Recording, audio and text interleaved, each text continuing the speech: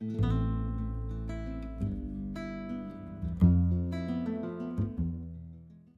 évidemment, on va faire un peu d'halachot de Shavuot avant le grand jour. D'accord, alors des petits conseils pratiques, de peur de se retrouver mari. Il faut ne pas oublier d'acheter une bougie de 48 heures. Pour la bonne raison qu'aujourd'hui, comme tout vient de Chine, les bougies de 24 heures, ils sont honnêtes, ils vous écrivent Ke Srim Verba. Donc ils vous disent, c'est pas 24, c'est presque 24. Et comme les gens ils lisent le gros 24, mais le petit Kaf, ils le lisent en tout petit. Et en règle générale, 98% des firmes chinoises vous font du moins de 24 heures, donc vous êtes presque sûr que samedi, avant la nuit, ça va s'éteindre. Et comme vous ne pouvez pas compter sur votre mérite que ça va durer encore, même si vous mettez un fond d'huile comme moi je fais, je mets de l'huile d'olive au fond, vous pouvez monter et descendre, avant les 3 étoiles c'est déjà éteint. Donc il faut acheter des 48 heures pour être sûr que ça dure 36 heures. Voilà. Sinon, vous êtes obligé d'aller chez le voisin, et c'est possible que le voisin il compte sur vous aussi, donc on n'est pas sorti de l'auberge. Donc il vaut mieux acheter une bougie de 48 heures, et comme ça vous êtes tranquille pour allumer tous les feux que vous voulez pour le dimanche. Que ce soit la cuisiner, s'éclairer, les fumeurs, cigarettes, les bougies de Ascara, si on a quelqu'un qui est mort, on va allumer pour lui. Non, mais des fois on a un grand-père, un parent, on veut allumer pour lui, pour le Yom HaZikaron de quelqu'un qui est parti le 6 Sivan. Ou si vous avez oublié Shabbat, alors c'est bien d'allumer le jour de Yom HaZikaron, enfin de Shavuot, parce que c'est un jour de fête, comme on l'a dit l'autre fois, que les 3 fêtes s'appellent Aliyah la Regel. Il y a une montée, pour monter au Beth Amikdash, et dans les livres on dit que quand il n'y a pas le Beth Amikdash, il y a quand même la Aliyah la Regel, c'est-à-dire toutes les Neshamot, des vivants et des morts, elles s'élèvent à Jérusalem le jour de la fête. Donc même les morts, ils descendent pour faire leur aliyah à la Regel. Donc c'est pour ça qu'il y en a qui allument un Ner HaZikaron comme si c'était le jour de l'Askara. Ouais, c'est pour ça que dans les communautés, les communautés ashkénazes, on fait le Iskor. Iskor pour mentionner le nom, puisque la Neshama elle est obligée d'être là. Comme si c'était sa Askara, voilà. T'as compris? Donc c'est très très très très important. Maintenant pour les Sfaradim ne font pas l'Iskor, je me suis interrogé. C'est parce qu'en fait ils font beaucoup d'Ashkabot. Les Sfaradim ils adorent les Ashkabot. Sefer Torah tous les jeudis, Shabbat. Mais la Ashkaba c'est bien joli, mais ça ne remplace pas le Iskor. Ça veut dire que, puisqu'ils vous disent que c'est la personne qui est morte, qu'elle repose en paix, etc., etc. Mais là, on ne parle pas de reposer, on parle de revenir. C'est un sujet de... Donc c'est bien de faire aussi bien les Ashkabot que les Iskor. Comme on dit chez nous, ça ne mange pas de pain.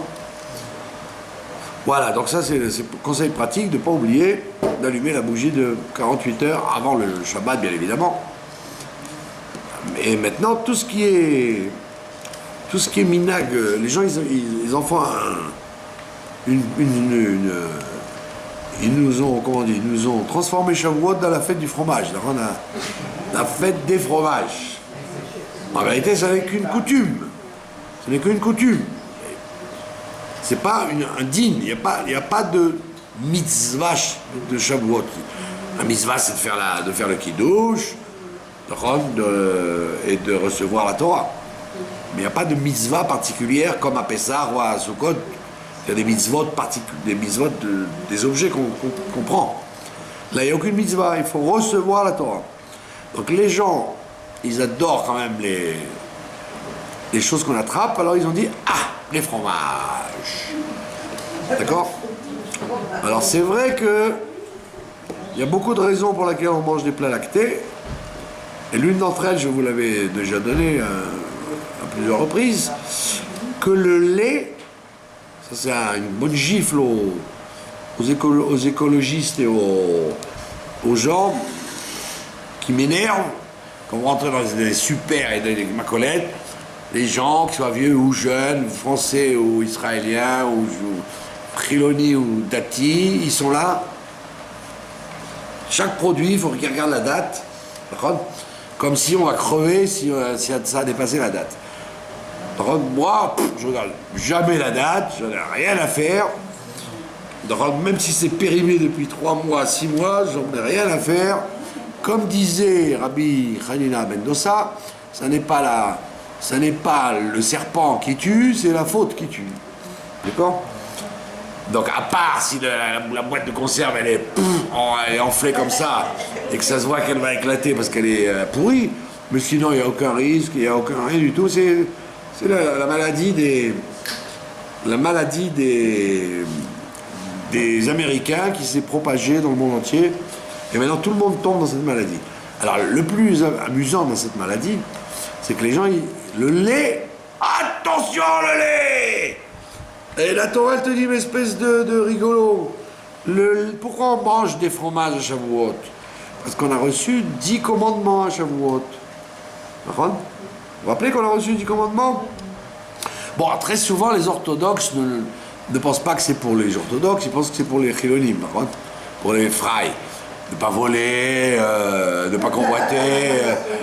Je sais pas, non, il y a 10 commandements, non mais c'est pas pour nous, c'est pour les gens de Tel Aviv ou de... D'accord. Mais en vérité, on a reçu 10 commandements. Et donc, le Midrash nous dit quelque chose de très intéressant. Le lait est le seul produit avec lequel on peut faire 10 choses. 10 choses avec le lait, à partir du lait. D'accord? Donc, en vérité, quand les gens ils regardent la date du lait, c'est stupide complètement, parce que s'il a tourné, il ne va pas s'abîmer, il va devenir du petit lait. Il a tourné en petit lait, il va devenir du cottage. Il a tourné en cottage, il va devenir s'il est plus raffiné, ça veut dire du fromage 5%. Il a pas réussi. Si tu le bats, il va devenir du beurre. Etc. Et jusqu'à ce qu'on arrive au fromage qui sentent les pieds, que nous aimons, les roquefort et les camemberts, qui sentent les chaussettes. Mais en vérité, il passe à 10 stades. Et il n'y en a aucun qui est empoisonné. C'est simplement une évolution du lait. Une évolution du lait. D'où d'ailleurs l'invention du roquefort. Comment il a inventé le roquefort, le berger auvergnat? Parce qu'il avait laissé un fromage blanc. Un fromage blanc. Il avait oublié dans une comment on appelle ça? Une caverne, dans une caverne. Un endroit caverneux là-bas en Auvergne. Et quand il est revenu le retrouver, il a dit tiens, c'est marrant, il s'est pourri, mais c'est pas abîmé, c'est pourri, mais pas. Et il a découvert le roquefort. Comme disait mon père, que Dieu repose son âme, il disait, dans l'armée française, on disait, un bon fromage, c'est un fromage qui marche.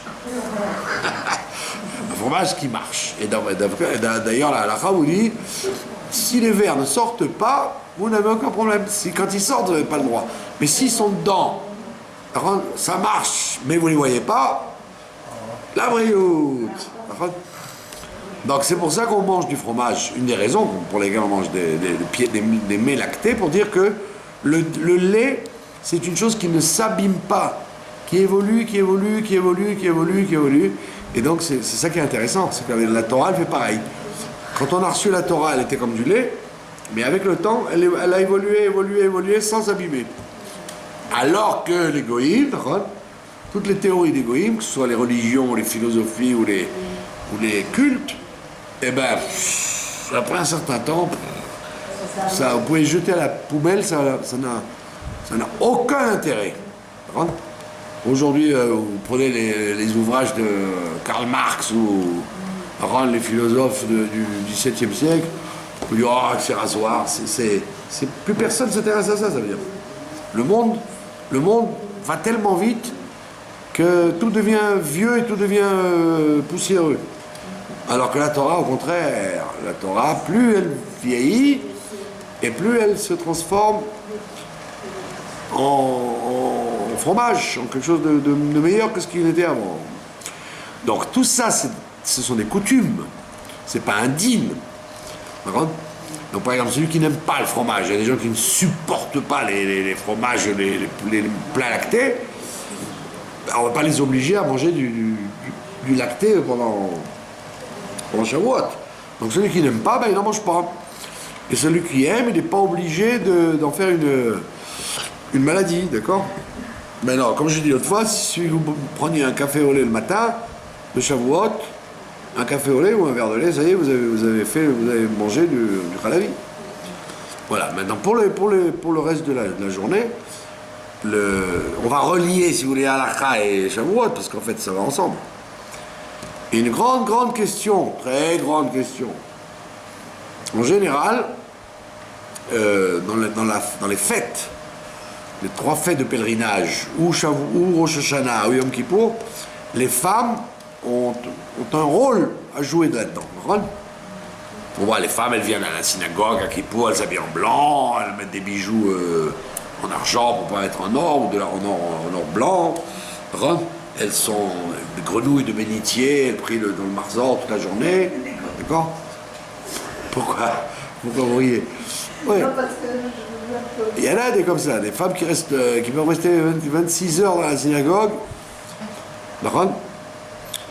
Et voilà, ou à Soukot, il y a des femmes que je connais qui sont très scrupuleuses de manger dans la souka alors qu'elles n'ont aucune obligation. Attention, elles vont manger dans la souka comme les hommes.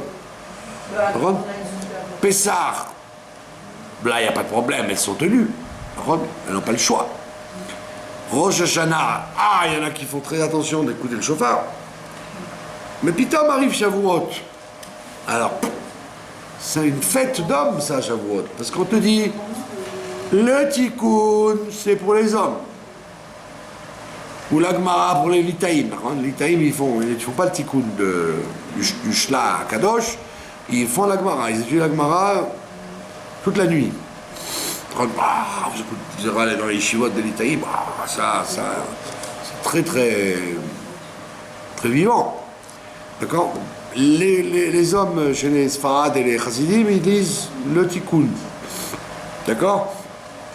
Torah chez Birtav, Torah chez Béalpé, Zohar, Teilim, beaucoup de choses, Megillat Ruth, etc., toute la nuit. Maintenant, qu'est-ce qu'elle fait la femme là-dedans? La femme là-dedans, elle n'a rien à voir. D'accord? Alors, vous allez dire quoi? La femme, elle va dormir, qu'est-ce qu'elle va faire? Effectivement, donc, Alpi din strict, elle pourrait aller dormir. Vous voyez, elle a écouté qui douche, elle a mangé le repas du Yom Tov.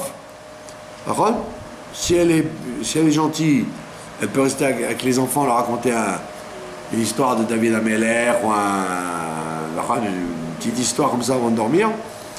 Sinon, elle peut dormir à 9h, ça y est, elle n'a pas transgressé quelque chose. D'accord? Le lendemain, même histoire. La femme, elle n'est pas obligée d'aller écouter les 10 commandements, puisque c'est encore une fois une coutume. D'accord? Donc les hommes, ils écoutent les 10 commandements parce que c'est la Kriyat Torah de la fête. Les hommes, c'est pas possible. Non, ni les femmes ni les enfants ne sont obligés. Ce sont des coutumes.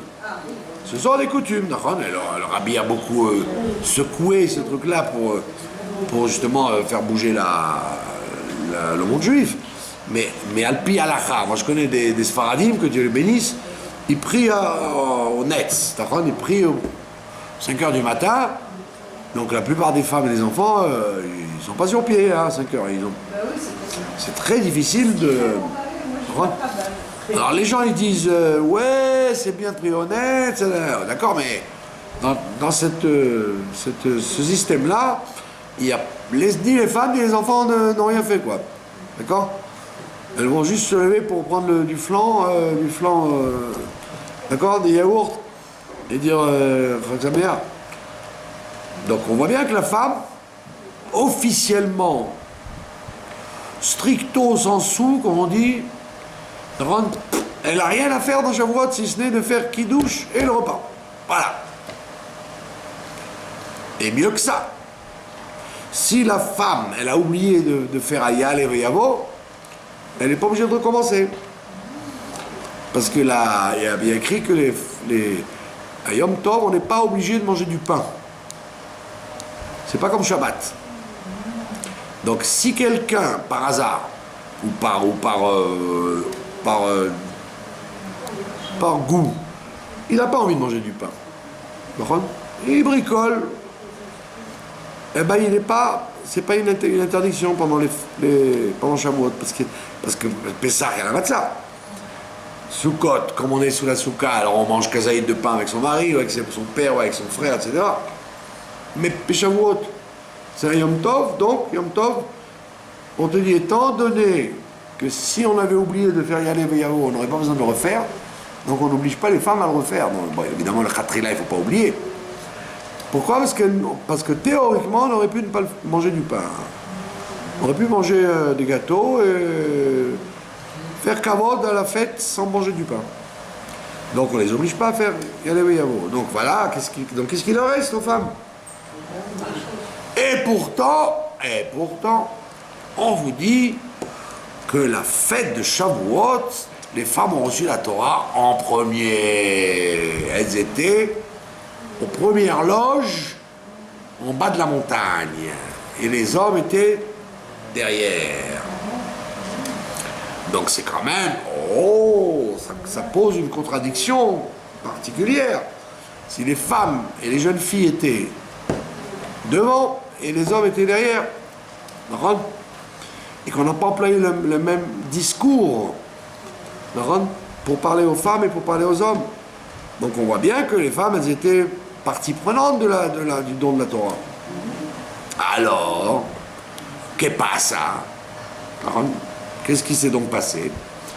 Ben, tout simplement, c'est que Shavuot, c'est une fête extrêmement difficile.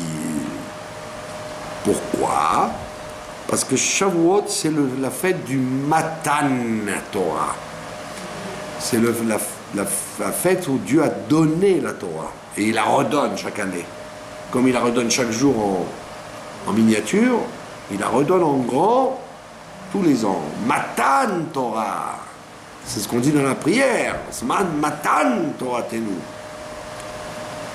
Donc, comme c'est le don de la Torah, il se peut fort bien, mes chers enfants, mes chers spectateurs, et spectatrices, que c'est pas parce que Dieu donne la Torah qu'il y a des gens pour la prendre. Parce que peut-être que Dieu est bien gentil, il donne la Torah, mais que les gens n'ont rien à faire de l'attraper. Voilà la difficulté de Shavuot.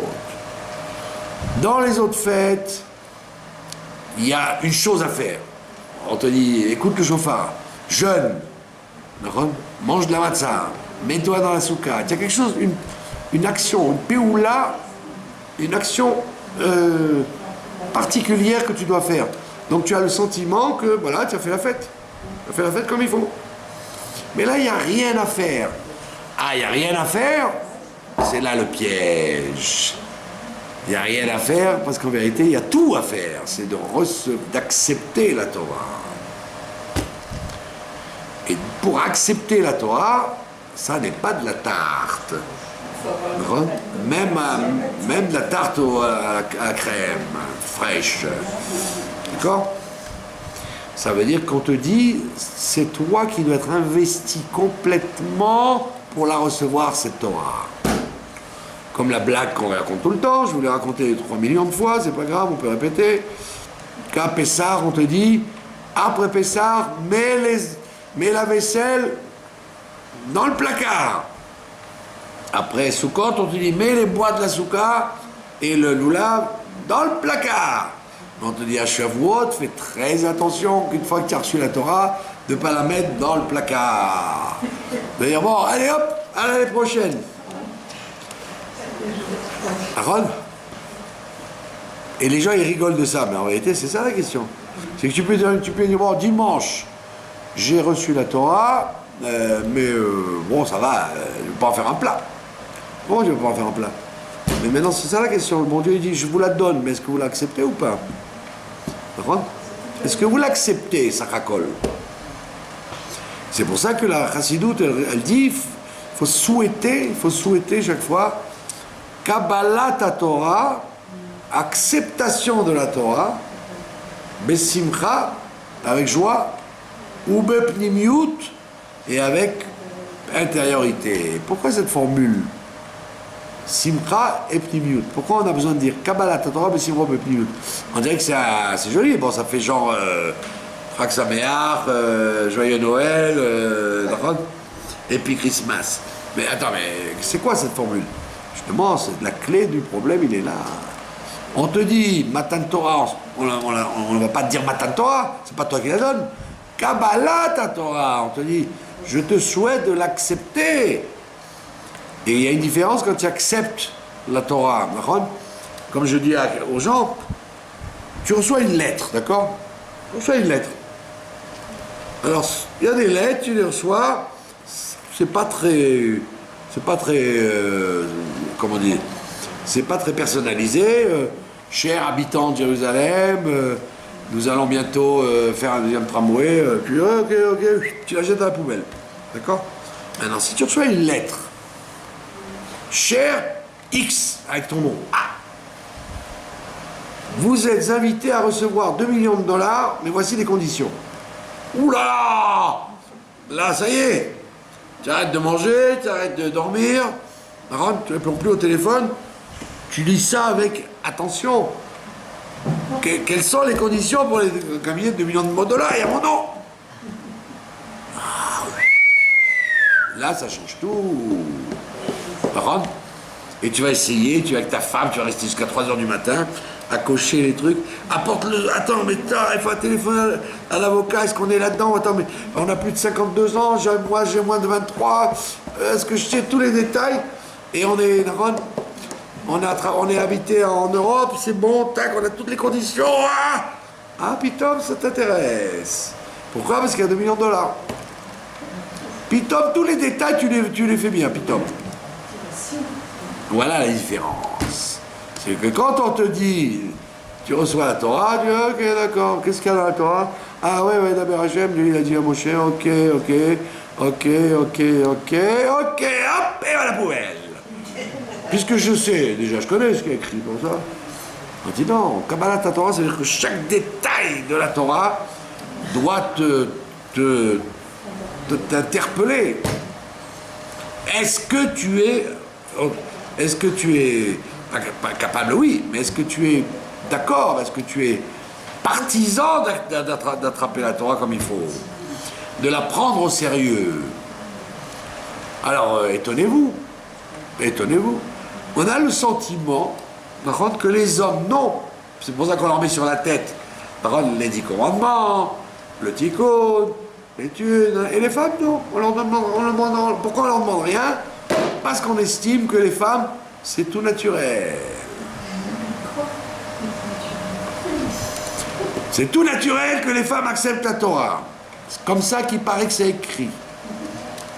Par contre, alors c'est vrai qu'il y a pas mal de femmes qui prennent la Torah au sérieux. Il y a aussi des trucs où même la femme, elle n'est pas entièrement investie là-dedans. Comment? Dans la simcha, dans la joie de faire la Torah. Et ça transpire chez l'entourage, chez les enfants. Les enfants, ils voient si la femme, elle aime faire la Torah ou pas. Ils vont dire, ah tiens, maman, gentil, mais l'impression que ça la rase un peu. Même s'ils ils le disent pas avec les mots, peut-être qu'ils vont le rendre. Vous voyez bien que plein de gens profondément attachés à la Torah, quand vous les testez, quand vous les interrogez, ils vous disent ah, ma mère, quand elle allumait les bougies, waouh, elle pleurait et tout, elle aimait, et quand elle faisait les chalotes, attention, elle évoquait Rabbi Shimon, ce que je sais moi. Et beaucoup de gens vont dire que c'est leur mère, ou leur grand-mère, ou leur grande sœur qui faisait la Torah, et c'est pour ça qu'ils sont restés là-dedans. Plus que le père. Plus que le père ou le frère, parce que le père, le frère, bon, ils sont au travail, à la synagogue, ils sont dans la rue souvent. Donc quand on les voit, c'est des coups de vent des fois. Donc on te dit, la femme, elle n'a pas besoin, entre guillemets, des obligations du tikkun et d'aller à la synagogue et écouter les 10 commandements, parce qu'on estime qu'elle est naturellement portée à... Parce que la femme, c'est Kabbalah. La femme, elle reçoit. C'est son statut. Donc, comme elle a un statut de recevoir, on pense que donc, Dieu étant le mari et nous, le peuple juif, la femme, donc la femme, elle est encore plus la femme que les autres. D'accord ? Mais la question, elle est, est-ce que nous le faisons comme il faut ? Et tous les ans, la question se reproduit. C'est pour ça qu'on te dit, Kabbalat Torah, Besimcha. Est-ce que la femme, elle est heureuse ? Est-ce que la femme et les hommes aussi, est-ce qu'ils sont heureux de faire la Torah, ou est-ce que ça les rase, ça les barbe? D'accord ? C'est une bonne question. C'est pas parce que tu fais la Torah, c'est pas parce que tu l'accomplis, tu la fais, tu la pratiques, et tu es scrupuleux, que ça t'intéresse. Peut-être que ça t'intéresse pas fondamentalement. D'accord ? Comme un prisonnier, il n'a pas envie, mais il se lève quand même à 5 heures du matin, il se présente au truc à l'heure où il faut, il va prendre le petit déjeuner, il met le pyjama du prisonnier, il fait tout comme il faut, parce qu'il veut une remise de peine dans 5 ans, il veut qu'on le libère, mais en vérité, vous ne pouvez pas dire qu'il aime ça. Il n'a pas de joie d'être en tôle. Il n'a pas de joie d'être en tôle, à part les gens de la mafia qui préfèrent être en tôle parce qu'ils risquent moins de se faire tuer que s'ils se ressortent dans les rues de New York ou de Natania. D'accord ? J'ai dit New York en premier quand même. D'accord ? Ou Chicago, comme disait le maire italien de New York quand il est venu ici là. Giuliani, il a dit qu'est-ce qu'on nous parle d'Israël, un pays dangereux? Mais il dit à Chicago c'est plus dangereux qu'Israël. Avec tous les coups de couteau et les coups de feu qu'il peut y avoir ici, on est à 10% de ce qui se passe à Chicago tous les jours. Il a dit Chicago parce que à New York il a mis de l'ordre. Donc, un prisonnier, vous n'allez pas dire qu'il est heureux d'être en prison, mais seulement il se tient bien parce que il veut sortir plus tôt, il veut pas d'ennui, et il fait avec ce qu'il a. Donc attention, est-ce que tu es comme un prisonnier avec la Torah? Puis bon, le bon Dieu il a demandé les cacheroutes. Moi personnellement, j'aimerais mieux manger n'importe quoi, mais j'ai l'habitude et puis c'est plus mon style. Et j'ai compris que la Torah c'est sachakol, c'est une bonne truc. Torah pour éviter des problèmes plus graves. Mais tu n'es pas joyeux. Tu n'as pas la joie de faire les mitzvot. Tu as simplement, comme le prisonnier, tu attends que ça passe. Tu attends 120 ans pour avoir ton ticket là-haut en disant, voyez, j'ai fait ce qu'il faut, hein, vous ne cassez pas les pieds. Hein. J'ai fait ce qu'il faut. Donc on te dit, hé, oh, Kabbalat Torah, Besimcha, tu la dois la prendre avec joie, mon ami. Pas comme les problèmes, comme une pomme de terre brûlante dans un pique-nique. Là. Ah, vite, je me débarrasse, je la donne à l'autre. Non, je dois avoir la simcha de recevoir la Torah. quand je parle à vous, je me parle à moi, hein, je vous le dis franchement. Par contre, moi aussi, je suis invité le 6 Sivan à recevoir la Torah. Donc on voit bien qu'on doit se poser des questions pour est-ce que j'ai vraiment la joie de faire les mitzvot et est-ce que je sécrète cette chose-là à mon entourage et à mes enfants, et à mes parents et à tout le monde. Parce que les gens, quand ils me voient, ils disent ah, il est heureux celui-là avec la Torah, vraiment, ça lui a réussi, quoi. Moi, je vois des orthodoxes que, comme on dit chez nous, Leister, ils font peur. On dirait que le bon Dieu avec la matraque qui est au-dessus, ça va, on va te la faire, ta Torah, fiche-nous tranquille. Vous voyez, ils ont peur de leur ombre. On t'a dit d'être Bessimran, t'as pas dit d'être angoissé. Donc, si tu es Bessimra, alors là c'est bon. C'est pour ça qu'on te dit Kabbalah, Aleph, reçoit et pas dit, bon, elle donne toujours, on sait jamais. Accepte-la avec joie. Et deuxièmement, Bepnimiyut. Qu'est-ce que ça veut dire Bepnimiyut? Ça veut dire en étant concerné. Je vous ai déjà dit ça une fois. Le rabbi explique à propos de Amalek. Il dit, c'est quoi Amalek vis-à-vis d'un rave? Il y a écrit un rave, même un rave, il est touché par Amalek. C'est quoi Amalek? Cas de figure classique. J'étudie un cas, d'accord? J'étudie un cas, d'accord.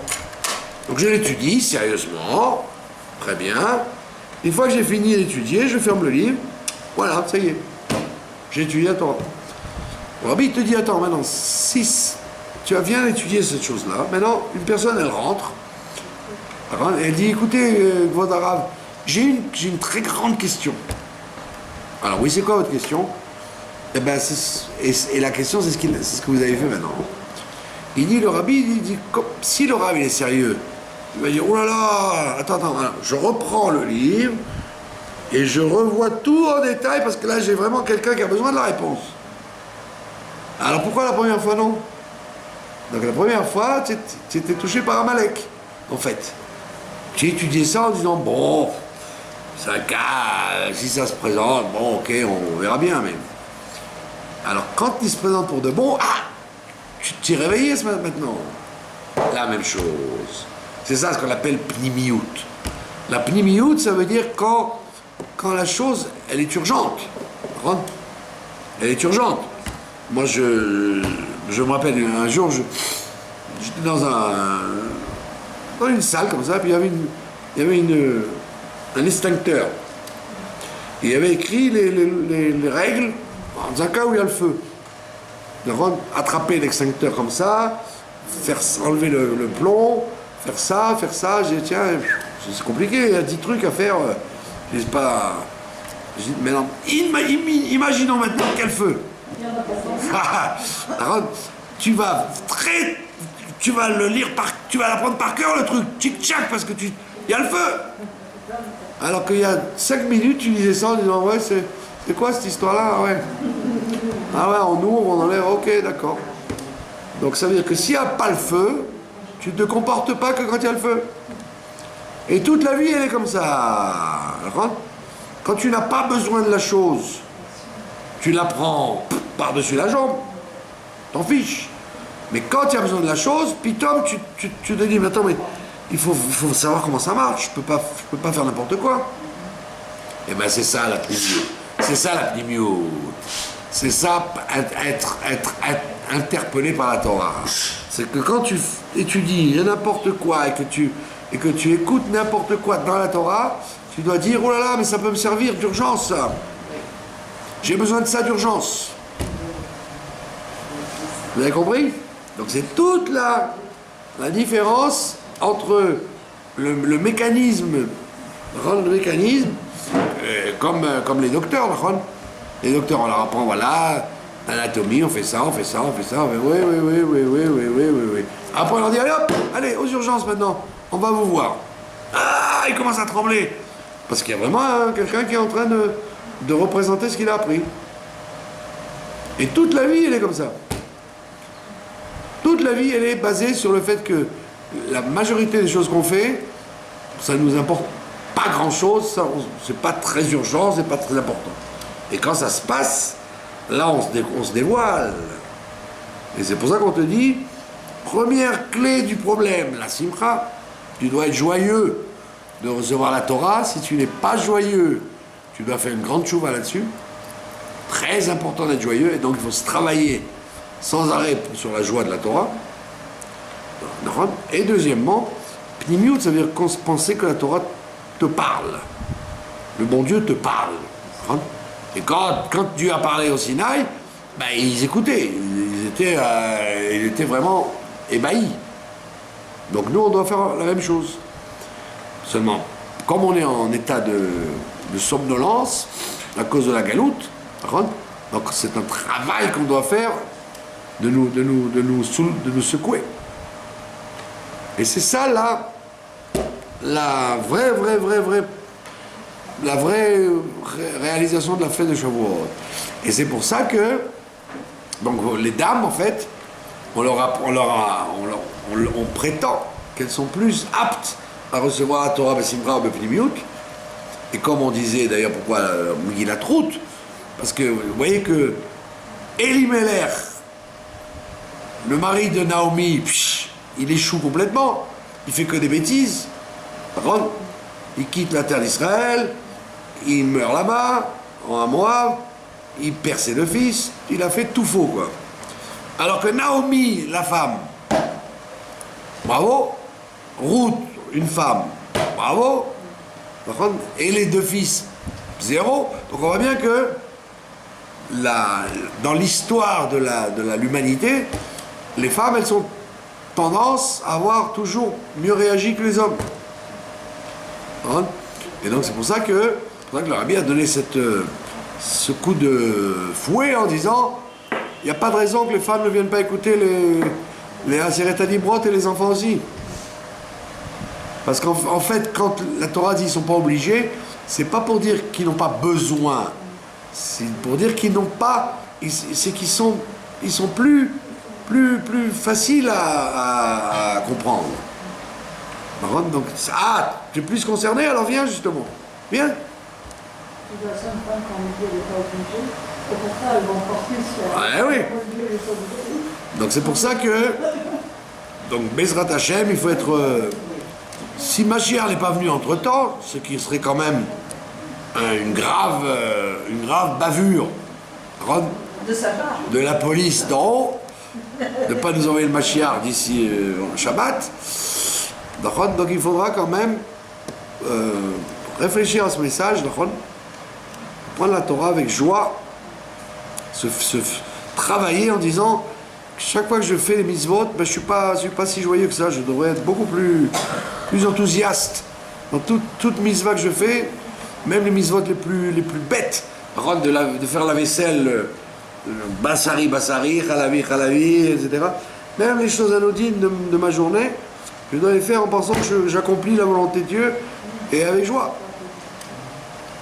Et pas comme le prisonnier qui fait les choses parce qu'il est obligé. D'ailleurs, c'est pour ça d'ailleurs qu'on dit, le Ran il dit ça. Rabbeinu Nissim il dit ça, il dit c'est pour ça qu'on compte l'Omer. Il dit c'est comme le prisonnier qui justement attend de sortir. Il tente de sortir de prison pour être libre. Donc c'est-à-dire que la Torah c'est pas une prison, c'est une sortie de prison. Il compare ça à la sortie du prisonnier qui tous les jours coche un jour pour dire ouf, plus que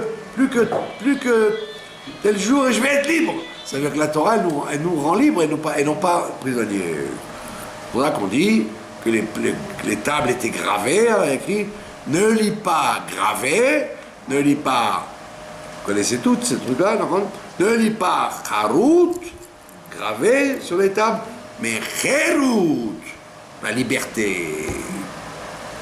Alors quelqu'un qui est libre, théoriquement, il est plus joyeux, il danse dans la rue, plus qu'un prisonnier qui est derrière les barreaux à attendre que ça passe. Donc nous, on ne doit pas être des prisonniers, on doit être des hommes libres. Voilà, Bezrat Hachem, que Dieu nous libère avant la libération. Hein, qu'il nous fasse une remise de peine. Hein, au lieu de 2000 ans, allez hop, j'enlève encore quelques jours et je vous envoie le Mashiach à Shavuot à une Vav.